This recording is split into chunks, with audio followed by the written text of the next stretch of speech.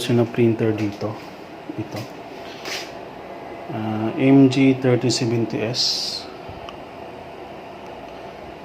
Ayan. So, ang issue nito, hirap po siya kumain ng papel. Ayan. So, i-testing natin. Magpiprint naman siya, kaya lang, hirap po siya kumain ng papel. So, medyo bago pa to guys. So, nozzle check natin siya. Try natin kung magpiprint mo siya. So, ayan guys, hindi siya kumakain ng papel. So, nahihirapan siya. Upos natin guys, ayan.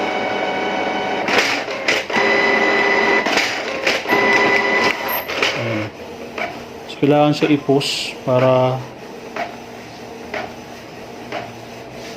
papasok yung papel niya. So, ayan. Nagpiprint naman siya. Yun nga lang guys, yung hirap po siya. So, bubuksan natin to. Check natin yung loob. So, ayan guys, nabuksan ko na siya, yung printer. Ayan. So, nakikita ko yung problema dito. Itong tray na to, dalawa. Tsaka yung dito. Hindi ito gumana. So, kailangan po ito baklasin lahat. So, babaklasin to lahat guys. Para makita natin kung ano yung problema niya sa loob. Tatanggal ko na yung mechanical niya. So, yun po siya. So, ito yung loob niya. So, nakita ko yung issue nito guys. Ito siya.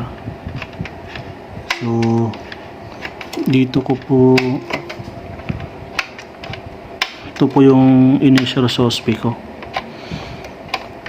So, pag kasi guys, pag kinakain yung papel, ito po siya. Gaganon po ito siya konti. Magpupus po siya ganyan. So, since hindi ito gumana, so, yan po yung titignan natin dito sa loob. So, kailangan pa ito baklasin. Ayan. So, ito yung suspect ko guys. Itong dalawa. So, hindi ko alam kung ano yung nagfa-function nito. So, kailangan ko pa siya baklasin sa loob. Hindi ko pa siya makahanap. So, yan po. Try ko pa siya baklasin. Ito, update lang ako. So, kung mayroon siyang problema dito. Okay. So, yan muna ngayon guys. Pakita ko lang sa inyo ito. Tanggal ko na siya. Ito siya. So, tinignan ko siya guys. Ito yung nakita ko na initial na problema. Ayan. Pati ito isa. Pero nakita ko guys, natanggal ko. Wala namang magpo-post sa kanya. Ito siya. Wala po siyang magpo-post sa kanya galing dito. So, parang hindi ko siya mag-gets bakit siya hindi kumakain ng kasi dito guys wala naman siyang wala akong nakikitang kung baga dito siya nakakabit, wala po siyang magpo-post na i-forward yung pati itong isa pag once umikot po yung mga gear dito na ipo-push ito, pero wala talaga siya. So probably hindi naman siya sira ito. So, ito lang ang isa kong nakita. Tinignan ko naman lahat ng mga parts sa ilalim. Wala naman siyang natanggal. Ayan. So, tinig ko. Good naman siya lahat. So, ito yung napansin ko lang dito guys. Ito. So, napansin ko ito yung, di ba dito yung mga papel? Kaganon itong mga papel. Yung papel dito yan tatama. Ganyan. So, pagkakain siya ng papel, supposedly ito magpupusto. Ganun. Magpo-forward siya. Ganyan. Forward siya tapos tsakain yung papel sa ilalim. Ganun. Kain siya. So, since dahil nga dito, parang itong rug na to,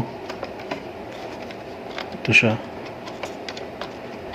ay hindi siya So yun po yung suspect ko.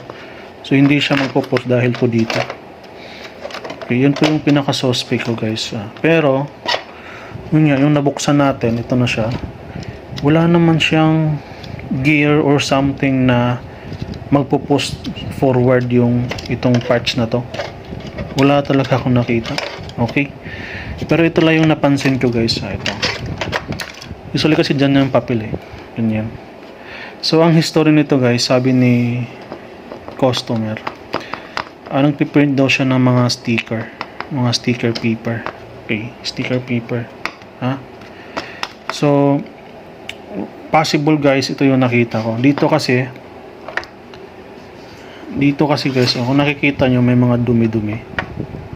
Ito siya. Yung mga dumi na to, ito. So napansin ko madikit siya. Oo. Madikit siya guys.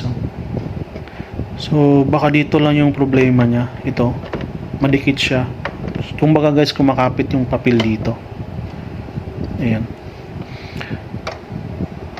So siguro guys, ang history nito guys, nilalagyan niya ng sticker na naka-standby yung printer. So yung sticker kasi guys, di ba double-sided, or yung sticker na dito, kagaya nito guys. So, usually kasi guys, may mga sticker dito na yung sa dulo niya madikit. May mga pandikit dito yung sa dulo niya. So posible dito na pupunta guys. Madikit kasi sa guys. So yun guys, linisan lang natin to. So yun po yung nakikita ko. So may mga dumi-dumi siya dito, madidikit. Posible ito yung rason niya. So linisan lang natin siya.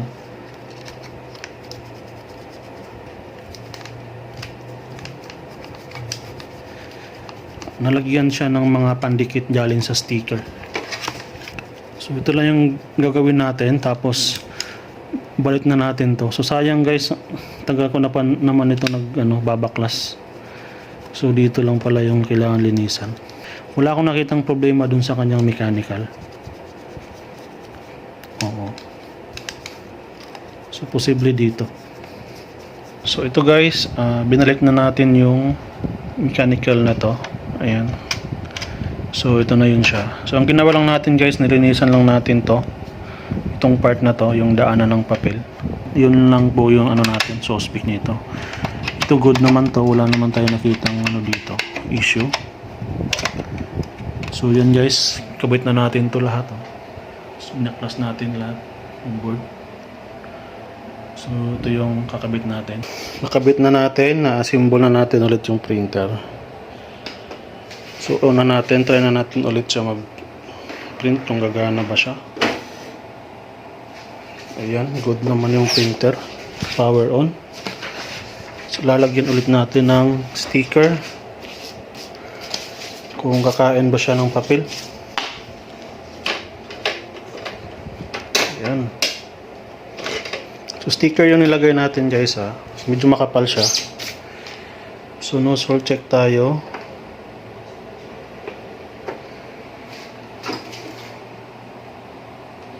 Ayan. So yung inayos natin guys, yung yung daanan dito ng papel, parang nilinisan lang natin. Wala naman tayong inayos or nakitang problema dun sa kanya mechanical. Maliban dun sa dumi or yung dikit-dikit na yung may mga galing sa sticker na mga pandikit. So nag-nozzle check tayo ngayon. Wait na lang natin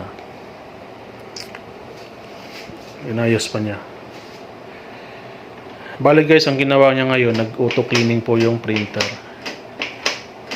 Auto cleaning po yan, yung parang po siya, ayan kumakain na siya ng papel guys. Okay. Ayan guys, smooth na siya. So bago pa lang yung printer niya, wala pang 150. So ito guys, lagay natin tong glossy.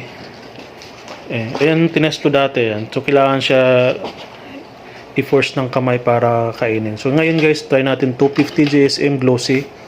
Try natin kung kaya ba niyang kainin na mag-isa. Nozzle check ulit.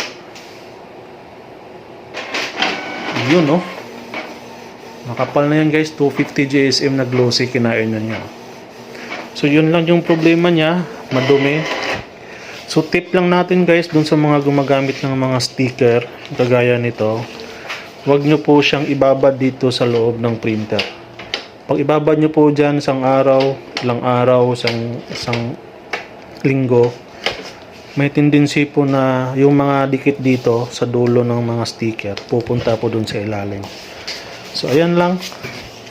So, sana may natutunan tayo dito. First time ko din itong kaganito na issue. So ayan. Solve na yung problema natin. Madumi lang pala siya. So, thank you guys. Like and share po sa YouTube channel namin. Thank you po. God bless.